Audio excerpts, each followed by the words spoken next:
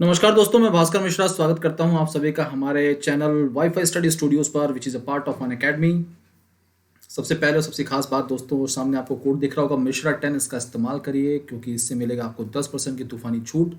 और आपकी जानकारी के लिए मेरे दोस्तों, एसएससी और बैंक का सब्सक्रिप्शन फ़ी जो है वो बढ़ने वाला है। तो आप सभी जल्दी से जल्दी जुड़ जाइए अन अकेडमी के साथ अगर आप चाहते हैं दोस्तों देश के टॉप एडुकेटर्स के टॉप कंटेंट को पढ़ना। तो दोस्तों, चाहते हैं सफलता की कुंजी, तो इस कोड का इस्तेमाल करिए और जुड़िए हमारे साथ। अगली बात, 1 बजे, 4:30 बजे और 7 बजे मंडे टू फ्राइडे हम मिलते हैं आपसे यहाँ पर यूट्यूब पर अन अकेडमी पर। डेली सुबह 8 बजे करंट अफेयर लाता हूँ तूफानी अंदाज में। अगर आप चाहते हैं पढ़ना और चाहते हैं अपने आप को पारंगत बनाना करंट अफेयर्स में, तो आप जुड़ जाइए मेरे साथ। अन अकेडमी में बैंक कैटेगरी में करंट अफेयर आता है तो ज़रूर देखिए। रेलवे की स्पेशल क्लास 10 बजे होती है दोस्तों। आगे बढ़ते हैं, बैंक की स्पेशल क्लास शाम को 8:30 बजे होती है। करंट अफेयर से जुड़ना चाहते हैं 8 बजे, फॉलो करिए मुझे भास्कर प्रताप मिश्रा को अन अकेडमी पर। कोड इस्तेमाल करिए मिश्रा 10 का। मेरे प्यारे दोस्तों, 13 नवंबर है, आप सभी को ढेर सारी शुभकामनाएं दिवाली की। कल क्लास नहीं होगी इसलिए आज एडवांस में आपको शुभकामनाएं बोल दूं मैं दोस्तों। आपको और आपके पूरे परिवार को हमारे तरफ से, अन अकेडमी परिवार की तरफ से दिवाली की ढेर सारी शुभकामनाएं। इस दिवाली को खूब खुशियों के साथ मनाइए दोस्तों और कमिटमेंट लीजिए कि सिलेक्शन लेना है। जुड़ जाइए हमारे साथ। पहला सवाल आपके सामने आ चुका है। अंतर जातीय और अंतर धार्मिक जोड़ों को सुरक्षित आवास प्रदान करने के लिए किस राज्य द्वारा सेफ होम्स इस पहल की शुरुआत की गई? इनिशिएटिव है ये। ठीक है मेरे दोस्तों, आपको पता है हमारे देश में धर्म जाति बहुत सारी हैं। हमारा देश लोगों में इन धर्म और जातियों में बटा हुआ है और इसी कारण से जब हम बात करते हैं अंतर जातीय विवाह की और अंतर धार्मिक विवाह की, तो बहुत कम पाए जाते हैं। लेकिन कुछ लोग इन मान्यताओं को छलांग लगाते हुए शादी करते हैं और उन्हीं जोड़ों को सुरक्षित आवास प्रदान करने के लिए वो कौन सा राज्य है मेरे दोस्तों जिसके द्वारा सेफ होम्स पहल की शुरू की गई है? इस प्रकार की जितनी भी पहल होती हैं आमतौर पर, या फिर बोल सकते हैं जो अनोखे काम है, जिनमें टॉप स्टेट रहता है वो केरल ही है। अब चलिए हम बात कर लें मेरे दोस्तों डिजिटल स्टेट की। देश का पहला डिजिटल स्टेट कोई पूछे कौन सा है, तो आप बोलेंगे कंट्री का पहला डिजिटल स्टेट केरल है। आपसे कोई पूछे देश का पहला डिजिटल पब्लिक स्कूल, वहां वो स्टेट जहां पर सारे पब्लिक स्कूल कंप्लीटली डिजिटल हो चुके हैं इस समय, तो वो भी क्या है? केरल ही है। अगली बात, अगला सवाल, गरीबों को इंटरनेट फ्री में देने वाला राज्य, पुअर्स को इंटरनेट की सुविधा फ्री में देने वाला राज्य कौन सा मेरे दोस्तों? इंटरनेट फ्री में देने वाला राज्य यही है। अगली बात, वेजिटेबल प्राइसेस, ये लेटेस्ट है, अभी अपडेट हुआ है। वेजिटेबल प्राइसेस की फ्लोर प्राइसेस फिक्स कर दी गई हैं। मतलब 16 ऐसी वेजिटेबल्स हैं जिनके मिनिमम रेट को फिक्स कर दिया गया। ये किसानों को ध्यान में रखते किया गया है।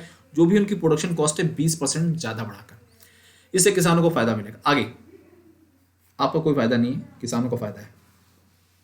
अगली बात, हम जब बात करते हैं लाइफ एक्सपेक्टेंसी, जिसे बोलते हैं जीवन प्रत्याशा, है ना बेटा, तो ये कहां पर कौन से स्टेट में सबसे ज्यादा है? तो लाइफ एक्सपेक्टेंसी सबसे ज्यादा जो है वो भी केरल में ही है और ये बढ़कर 77 ईयर हो चुकी है, यानी कि एवरेज एज जो है लगभग 77 वर्ष है यहाँ पर। अगली बात, लिटरेसी की जब बात करते हैं तो टॉप पे चल रहा है 96.2% के साथ। 96.2% के साथ लिटरेसी में टॉप पर, और आंध्र प्रदेश सबसे नीचे जा रहा है। आंध्र प्रदेश यहाँ पे जो नंबर 1 पर है लिटरेसी रेट में सबसे नीचे, बिहार से भी नीचे है, ध्यान रखिएगा चीज को। इतनी बातें काफी हैं, आगे बढ़े अगले सवाल पर चलते हैं दोस्तों। आंध्र प्रदेश की जब बात करते हैं तो यहाँ पर जगन रेड्डी सीएम है। केरल में इस समय सीएम है मेरे दोस्तों, नाम है उनका पिनरई विजयन। पिनरई विजयन। गवर्नर हैं आरिफ मोहम्मद और एदपति पलानीस्वामी यहाँ पर है तमिलनाडु में। कर्नाटक में कौन है? बीएस येदियुरप्पा। तो पहला सवाल पूरा होता है। देश का पहला जल एम्बुलेंस जिसे नाम दिया गया प्रतीक्षा, मैंने बताया किस राज्य द्वारा शुरू किया गया है? इसको शुरू किया गया दोस्तों फिर से केरल, वही स्टेट। अब कुछ और बातें जो रह गई उसे देख लेते हैं। केरल की जब बात करते हैं दोस्तों तो SDG, sustainable development index, SDG index की जब बात करते हैं मेरे दोस्तों, इसमें भी ये स्टेट नंबर 1 पर है। अगली बात, सेक्स रेशियो की जब बात की जाती है आपसे, तो सेक्स रेशियो सबसे ज्यादा स्टेट्स में इसी राज्य का है। कितना है? 1084 पर 1000 मेल्स के हिसाब से देखा जाए तो। अगली बात मेरे दोस्तों, यहाँ पर फीमेल्स की जब बात की जाती है, महिलाओं की, के शैलजा ये हेल्थ मिनिस्टर हैं, हेल्थ मिनिस्टर हैं। पहली महिला डीजीपी, फीमेल डीजीपी नाम क्या है? आर श्रीलेखा। ये फर्स्ट फीमेल डीजीपी हैं, कहाँ की? केरल की हैं। फर्स्ट फीमेल डीजीपी, याद रखेगा, महिला डीजीपी। ठीक है दोस्तों, कहानी को और आगे बढ़ाते हैं हम लोग कुछ नई खबरों के साथ। साइलेंट वैली नेशनल पार्क इधर ही है, पेरियार यहीं पर है दोस्तों। मोहिनीअट्टम की जब बात करेंगे, और आप जब कथकली की बात करेंगे, दो क्लासिकल डांस है यहाँ के, और मलयालम यहाँ की लैंग्वेज है जो कि क्लासिकल लैंग्वेज है। इससे जो दर्जा मिला है क्लासिकल का वो मिला है 2013 में। पहला ज्ञानपीठ पुरस्कार शंकर कुरूपा को दिया गया था 1965 में। उनकी जो रचना थी वो भी मलयालम में, यानी मलयालम में लिखते थे, यहीं के थे। तो दोस्तों इस तरह से कुछ और नई बातें मिली आपको केरल से। अगला सवाल, कोरोना वायरस महामारी के दौरान लोगों को घर में रहने की सलाह देने के लिए वो कौन सा राज्य है जिसने मो जीवन मेरा जीवन एक पहल की शुरू की थी? अब देखिए एक बात बता देता हूं, कोई भी योजना, कोई भी पहल, कोई भी इनिशिएटिव अंग्रेजी में जो शुरू होता है दोस्तों मो से, किससे शुरू होता है? मो से। वो कहां पर है? वो उड़ीसा। दिमाग में रखिएगा, कहां से? उड़ीसा से रहता है। अब मेरे प्यारे दोस्तों, अगर हम उड़ीसा की कुछ खास बातों को यहां पर उड़ा दें, उड़ीसा की कुछ बातों को उड़ा दें तो आपके लिए अच्छा हो जाएगा। अब देखिए मैं यहाँ पर कुछ मॉन्यूमेंट्स की बात कर रहा हूँ, कुछ धरोहर की बात कर रहा हूँ जो अलग अलग कैटेगरीज में लिस्टेड हैं या रजिस्टर्ड है। सबसे पहले दोस्तों कोणार्क सन टेम्पल की जब बात करते हैं, कोणार्क सन टेम्पल की जब बात करते हैं मेरे दोस्तों, तो ये यूनेस्को के तहत एक वर्ल्ड हेरिटेज है, याद रखिएगा। अगली बात, चिल्का की जब बात करते हैं, चिल्का लेक, ये जो चिल्का लेक है दोस्तों देश में सबसे बड़ी लगून लेक है। ये भी पुरी में है, कोणार्क भी पुरी में है। अब जो चिल्का है, ये रामसर साइट्स की जब बात की जाती है, रामसर एक जगह है दोस्तों जो ईरान में है, और यहाँ पर 1971 में एक कन्वेंशन हुआ। जो वेटलैंड्स होते हैं, मतलब वो भूमि जो आमतौर पर आर्द्र रहती है, मतलब वेट रहती है, वहाँ पर आमतौर पर टेम्परेरी या परमानेंट पर तौर पर पानी रहता ही रहता है। जैसे हमारे ग्रामीण इलाकों में तालाब देखते, बड़े बड़े ताल होते हैं, वैसे ही उससे बड़ी बड़ी झीलें होती हैं। तो चिल्का लेक जो एक लेक है, तो ये रामसर साइट के तहत रजिस्टर्ड होने वाली पहली भारतीय साइट थी। इसको दिमाग में रख लीजिएगा, काम का सवाल है, एग्जाम में पूछा जा सकता है। ठीक है बच्चों, चलिए आगे बढ़ते हैं हम लोग। अब अगली बात, चंद्रभागा बीच पुरी में ही है, और ये देश का पहला ब्लू फ्लैग टैग बीच है, यानी कि एक ऐसा बीच जो कि पर्यावरण यानी कि इको फ्रेंडली, जहाँ पे क्लीननेस है बहुत ज़्यादा। मैं यहाँ पर गया हूँ और मैंने देखा है पर्यटक की संख्या आती है काफ़ी ज़्यादा, लेकिन ये लोग यहाँ पर मस्ती तफरी नहाते होते नहीं है। क्यों? थोड़ा डेंजर सा है। इसका रूप भी आधे चांद जैसा है और गहराई का कुछ पता नहीं है, तो नहाने के लिए बिल्कुल भी उपयुक्त नहीं है। और ये देश का पहला ब्लू फ्लैग टैग बीच भी है। उड़िया की जब बात करते हैं तो यहाँ की लैंग्वेज है, वो भी क्लासिकल लैंग्वेज है उड़िया, और 2014 में उसे क्लासिकल का दर्जा मिला। ये आखिरी क्लासिकल लैंग्वेज है, छठी, जिसे दर्जा दिया गया है।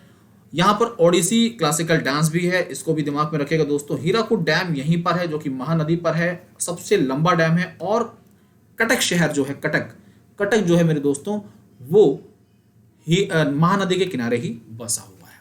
सारी बातें क्लियर हो गई होंगी, कई बातें बता दी हैं उड़ीसा से संबंधित। छत्तीसगढ़ की बात करें, भूपेश सिंह बघेल यहाँ के सीएम है। गवर्नर यहाँ पर अनुसुईया उकी है। देखिए शॉर्ट में लिख रहा हूँ, सारी बातें आपको पहले से पता है। उड़ीसा, नवीन पटनायक, पेटा अवार्ड मिला है इनको। और गवर्नर कौन है? यहाँ पर है गणेशी लाल। तेलंगाना, यहाँ पर के चंद्रशेखर राव, केसीआर।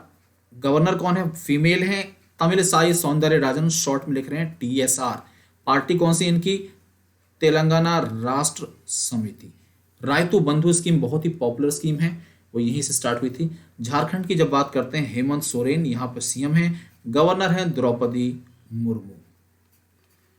अगले सवाल पे चलते हैं, उड़ते हुए मेरे दोस्तों, दिवाली के रॉकेट की तरह आगे बढ़ते हैं। भारत का कौन सा राज्य, केंद्र शासित प्रदेश, पूरी तरह से जैविक कृषि राज्य, मतलब वो कौन सा स्टेट है मेरे दोस्तों जहां पर कंप्लीट तौर पर ऑर्गेनिक फार्मिंग ही की जाती है, और वो देश का पहला ऐसा स्टेट है जो कंप्लीटली और टॉप ऑर्गेनिक फार्मिंग में है। ठीक है बेटा, ध्यान रखिएगा चीज को, सवाल बड़ा ही इंपॉर्टेंट है, कई बार पूछा जा सकता है।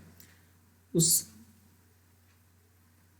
स्टेट का नाम है दोस्तों सिक्किम वो स्टेट है मेरे दोस्तों। कौन सा स्टेट है? सिक्किम की जब बात की जाती है, कैपिटल सिटी गैंगटोक। ठीक है दोस्तों, और सिक्किम हमारे देश में अगर बोले 22वें राज्य के तौर पर, वैसे स्टेट फॉर्मेशन डे कब होता है इसका? 16 मई, 16 मई 1975, 16 ऑफ मई 1975 को स्टेट फॉर्मेशन डे मनाता है। 22वें राज्य के तौर पर शामिल हुआ था, 22nd स्टेट के तौर पर। अमेंडमेंट की बात करें, कॉन्स्टिट्यूशनल अमेंडमेंट 36 अमेंडमेंट है संविधान में, उसमें इसकी जानकारी दी गई। अब देखिए इतनी बातें बता दी गई आपको यहीं से। कंचनजंगा नेशनल पार्क, सबसे ऊंची पीक, चोटी।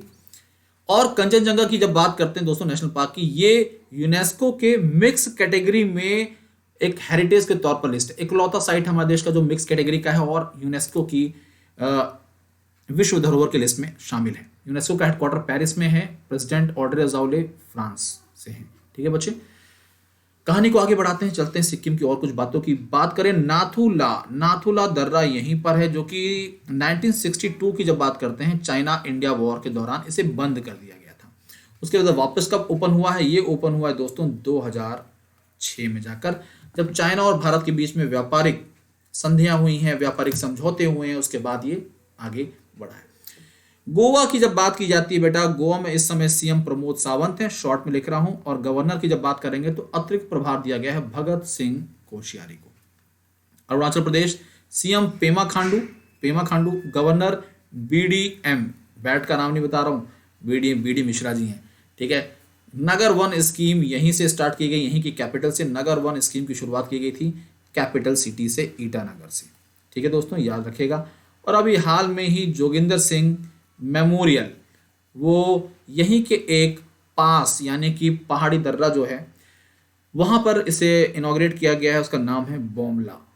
कौन सा दर्रा है दोस्तों? बोमला पे जोगिंदर सिंह मेमोरियल इनॉग्रेट किया गया है। इसको दिमाग में बसा लीजिए, काम की खबर है। असम की जब बात करते हैं तो असम अरुणोदय स्कीम, सर्बानंद सोनोवाल, जगदीश मुखी सीएम है। माजुली विश्व का सबसे बड़ा रिवर आइलैंड है और सबसे छोटा रिवर आइलैंड भी यहीं पर है। ठीक है मेरे दोस्तों, सारी बातों को दिमाग में रखते चलिए और कहानी को रफ्तार के साथ आगे बढ़ाते चलिए। अगला सवाल, सुजलम सुफलाम जल संचय अभियान किस राज्य में, किस भारतीय राज्य की जल संरक्षण योजना है? बता दीजिए मेरे दोस्तों। बीच बीच में आपको मैं अपने कोड के बारे में बताते चल रहा हूं। मिश्र 10 मेरा कोड है, इस्तेमाल करेंगे, सफलता की गारंटी है यहां पर। और साथ साथ में दोस्तों 10% की छूट भी मिलेगी। अनअकैडमी पर सुबह सुबह डेली मैं आपके लिए करंट अफेयर लाता हूं तूफानी अंदाज में, वो भी कितने बजे? सुबह 8 बजे। जुड़ना ना भूलिए दोस्तों, अनअकैडमी बैंक कैटेगरी में। अगली बात, सुजलाम सुफलाम जल संचय अभियान जो है ये वाटर रिसोर्स मैनेजमेंट से संबंधित, कृषि संबंधित एक योजना है बेटा, और इसको गुजरात में शुरू किया गया था। आपको ऐसा लग रहा होगा पश्चिम बंगाल, महाराष्ट्र, बिल्कुल गलत जवाब। आंसर क्या है? गुजरात। बहुत से लोगों के दिमाग में उड़ीसा भी आता होगा, क्यों? क्योंकि उड़ीसा का जो स्टेट एंथम है उसका नाम है बंदे उत्कल जननी, बंदे उत्कल जननी। ऐसा लग रहा होगा कि सर ये सुजलाम सुफलाम जल संचय अभियान का एक आगे का हिस्सा है, लेकिन बिल्कुल भी नहीं। और इसे लिखा किसने? लक्ष्मीकांत मोहपात्रा ने लिखा था। 1900 कब लिखा था? 1911 या 12 की बात है, 1912। अगला सवाल देखते हैं। अगला सवाल, दिल्ली सल्तनत, हिस्ट्री का सवाल लाए आपके लिए। दिल्ली सल्तनत के निम्नलिखित शासकों में से किसने सर्वाधिक मंगोल हमलों का सामना किया? मेरे दोस्तों आंसर यहां पर जो है वो पहला ही वाला है, अलाउद्दीन खिलजी। इसके शासनकाल में मंगोल के बहुत हमले हुए दोस्तों। अलाउद्दीन खिलजी की जब बात की जाती है तो ये दक्षिण भारत तक अपने साम्राज्य को फैलाया इसने। सबसे तेज गति से सबसे बात करते हैं, अपने साम्राज्य को सबसे ज्यादा फैलाने वाला खिलजी शासक था ये। अगली बात, जब खिलजी डायनेस्टी की बात करते हैं और दिल्ली सल्तनत की बात करते हैं तो खिलजी डायनेस्टी सबसे कम समय तक दिल्ली सल्तनत पर विराजमान रही। अगर हम बात करते हैं तुगलक डायनेस्टी की तो तुगलक सबसे लंबे समय तक रहे दोस्तों। ये सब सवाल छोटे छोटे आपके एग्जाम में कई बार पूछ लिए जाते हैं, जिनके बारे में मैं लगातार आपको बताता रहूंगा। यहाँ पर बहलोल लोदी दिए हुए हैं। बहलोल लोदी जो हैं ये लोदी वंश के संस्थापक हैं, याद रखिए, एग्जाम में पूछा जा सकता है। अगला सवाल, निम्नलिखित में से किसने अलाई दरवाजा दिल्ली में ही है, अलाई दरवाजा, इसका निर्माण किसने करवाया? अलाई दरवाजा अलाउ, देखिए तुक्का भी मारेंगे तो सेट हो जाएगा। अलाउद्दीन खिलजी, ऐसे बना लीजिए शॉर्टकट। ठीक है दोस्तों, काम आ जाता है कई बार ये। फिर से कोड याद रखिए, सब्सक्रिप्शन 10% की छूट, सफलता की कुंजी। आगे बढ़ते हैं। Who among the following build the Alai Darwaza? सही जवाब क्या है? अलाउद्दीन खिलजी मेरे दोस्तों, याद रखिए। अकबर बिल्कुल गलत। बलबन जो गुलाम वंश था उसका आखिरी शासक था बलबन, याद रखिएगा। इल्तुतमिश की जब बात की जाती है तो ये गुलाम वंश का दूसरा शासक था, और साथ साथ में अगर बताएं गुलाम वंश में सही तौर पर उस वंश को स्थापित करने वाला दिल्ली सल्तनत पर इल्तुतमिश ही था। अगला सवाल, निम्नलिखित में से किसने चौगान खेलते हुए अपने घोड़े से गिरने की मृत्यु? देखिए थोड़ा सा ट्रांसलेशन में गलती है। निम्नलिखित में से कौन, निम्नलिखित में से कौन या किसकी बोल सकते हैं, किसकी चौगान खेलते हुए अपने घोड़े से गिरने से मृत्यु हुई, से मृत्यु हुई? याद रखिएगा, थोड़ी सी गलती हो गई यहां पर, उसको आप लोग मुझे अपने छोटे भाई की तरह मानकर माफ कर सकते हैं। तो बेटा नाम क्या है उनका? और ये जब चौगान की बात करते हैं, चौगान का मतलब होता है अंग्रेजी में पोलो, बड़े लोग खेलते हैं भैया, बड़े लोगों का गेम होता है। यूएस पोलो की टी शर्ट भी आती है। कुतुबुद्दीन ऐबक की जब बात की जाती है, कुतुबुद्दीन ऐबक की जब बात की जाती है मेरे दोस्तों, जिसने स्लेव डायनेस्टी की स्थापना की, स्लेव डायनेस्टी की स्थापना की दिल्ली सल्तनत की जब बात करते हैं, पहली डायनेस्टी 1206 से 1210 तक इसका कार्यकाल रहा। लाहौर में पहले कैपिटल सिटी थी, याद रखिएगा 1210, और लाहौर में ही चौगान पोलो खेलते हुए घोड़े से गिरा, घायल हुआ और मौत हो गई इसकी। उसके बाद 1210 के आगे इल्तुतमिश ने सारी जिम्मेदारी संभाली, सही तरीके से गुलाम वंश को दिल्ली सल्तनत पर काबिज करना, और भारतवर्ष में की बात करें अगर हम, हिंदुस्तान में बनाए रखने में इल्तुतमिश का हाथ बड़ा है। ठीक है दोस्तों, हुमायूं की लाइब्रेरी से गिरते समय मौत हुई थी, वो भी गिर के ही मरा था। अगला सवाल, बांध और नदी के संबंध में निम्नलिखित में से कौन सा सही नहीं है? आपको बताना है। बांध और नदी के संबंध में निम्नलिखित में से कौन सा सही नहीं है? टिहरी बांध की जब बात करते हैं तो भगीरथी नदी, बिल्कुल सही जवाब, भगीरथी नदी। टिहरी की बात करें, सबसे ऊंचा बांध यही है देश का, याद रखिएगा इस चीज को, सबसे ऊंचा बांध। ठीक है दोस्तों, आगे इंदिरा सागर बांध, नर्मदा नदी कहां पर? MP, MP. अगली बात, हीराकुड कुंड हो गया, यहां पर हीराकुड कर लीजिएगा। महानदी उड़ीसा, सही जवाब है, अभी तक सही चल रहा है। कलनई बांध जो कि सबसे पुराना बांध है, ओल्डेस्ट डैम है हमारे देश का, और ये दोस्तों कृष्णा नदी पर नहीं है, ये है कावेरी नदी पर। यहीं पर छोटी सी गलती होती है और आप ढेर हो जाते हैं, कृष्णा कावेरी एक जैसा लगता है, कंफ्यूजन हो जाता है। कावेरी की जब भी बात की जाती है तो तमिलनाडु, किस पर दोस्तों? तमिलनाडु और कर्नाटक में, इन दो राज्यों में इस नदी के जल बंटवारे को लेकर काफी ज्यादा विरोध रहता है, काफी ज्यादा मनमुटाव रहता है, और इसी के लिए एक कमेटी का भी गठन किया गया। आमतौर पर देखा जाए तो कावेरी का जल बंटवारा एक तरह से 4 राज्य और यूनियन टेरिटरी के बीच में है। तमिलनाडु कर्नाटक पढ़ लिया आपने, इसके अलावा केरल और पुदुचेरी, इन चारों के बीच में ये जल बंटवारा होता है, लेकिन विवाद जो है वो तमिलनाडु और कर्नाटक के बीच में ही है। ठीक है दोस्तों, कहानी आगे बढ़ाते हैं। आंसर चौथा है, कलनई कावेरी पर है, ना कि कृष्णा पर है। कृष्णा नदी के किनारे कौन सा शहर बसा है? कोई पूछे आपसे तो जवाब क्या होगा? कृष्णा नदी के किनारे मेरे दोस्तों जो शहर बसा है वो है विजयवाड़ा। दिमाग में रखिएगा, कृष्ण जिसके साथ विजय उसकी निश्चित है। ये शॉर्टकट में पहले भी आपको बता चुका हूं। अब अगला सवाल जो कि जुड़ा हुआ है यूनाइटेड नेशन से संबंधित है, यूएनएससी से संबंधित। जब भी हम बात करते हैं यूनाइटेड नेशन सिक्योरिटी काउंसिल की, तो ये यूनाइटेड नेशन की एक मेन बॉडी में से एक बॉडी है। यूनाइटेड नेशन की टोटल 6 बॉडीज है मेरे दोस्तों, और 6 बॉडीज में से एक body United nation security council भी है। इसमें मेरे दोस्तों 5 परमानेंट मेंबर होते हैं और 10 नॉन परमानेंट मेंबर होते हैं। ये नॉन परमानेंट होते हैं, याद रखिएगा, इसलिए एनपी लिख दिया है, और ये 5 परमानेंट होते हैं। 10 नॉन परमानेंट मेंबर जो है मेरे प्यारे दोस्तों, दिमाग में रखिए चीज को, ये 2 वर्षों के लिए चुने जाते हैं, 2 ईयर्स के लिए।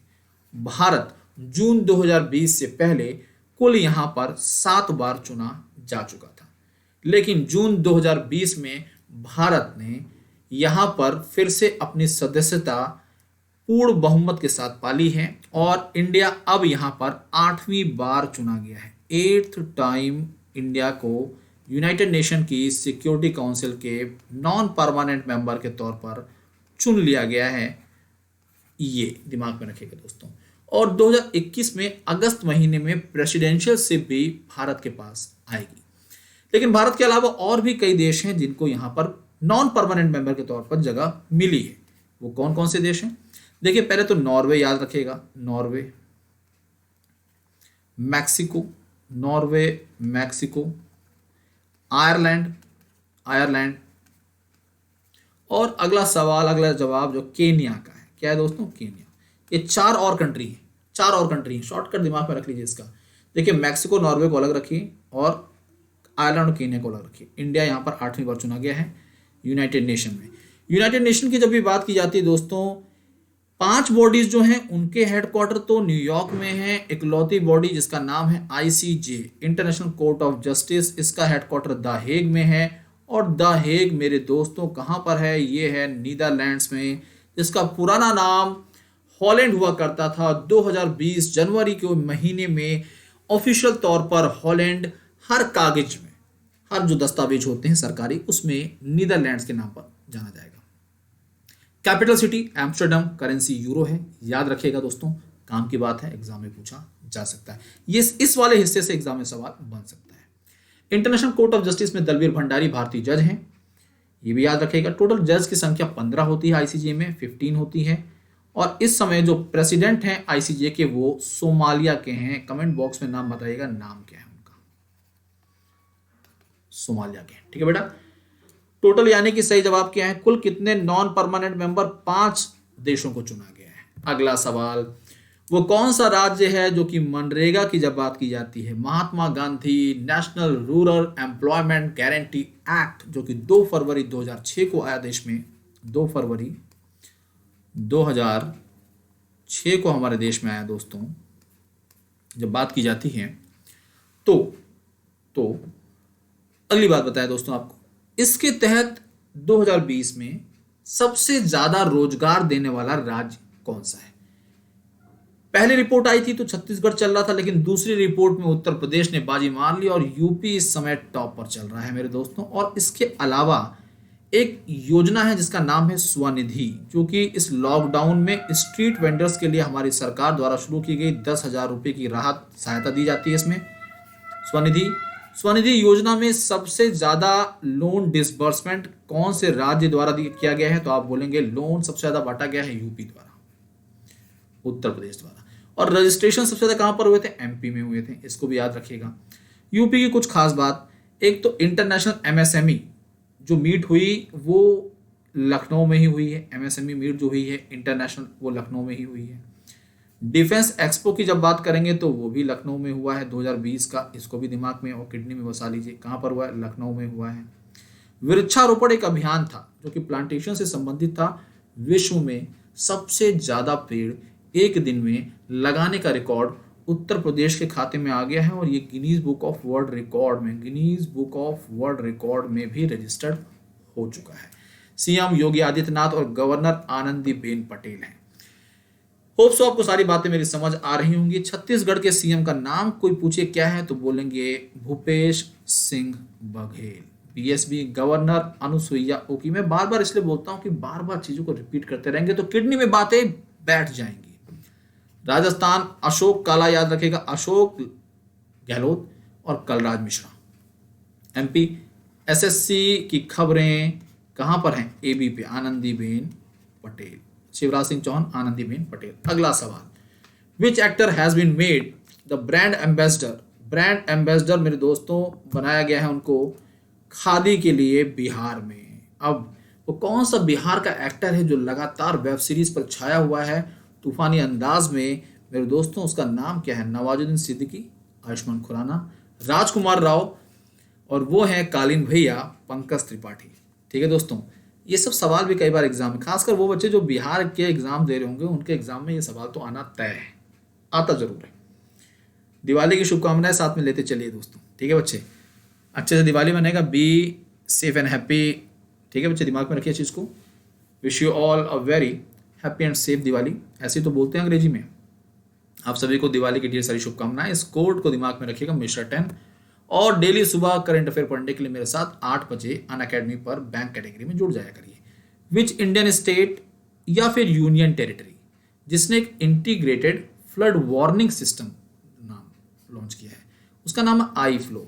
ऐसे ही आपने सुना होगा मेघ संदेश एप्लीकेशन लॉन्च किया है। वो कर्नाटक है। कंफ्यूज बिल्कुल मत होइएगा, ठीक है जी। जानबूझ के कर्नाटक रखा है मैंने यहाँ पर कंफ्यूज करने के लिए। कर्नाटक में मेघ संदेश एप्लीकेशन है, मेघ संदेश याद रखिएगा। और यहाँ पर क्या है, आई फ्लोज मेघ संदेश ऐप। ये कहाँ पर, कर्नाटक में। आई फ्लोज कहाँ है, महाराष्ट्र में है। सीएम कौन है, उद्धव ठाकरे। गवर्नर कौन है, भगत सिंह कोश्यारी। अतिरिक्त प्रभार किसके है, कौन से राज्य का है, गोवा का इनके पास है।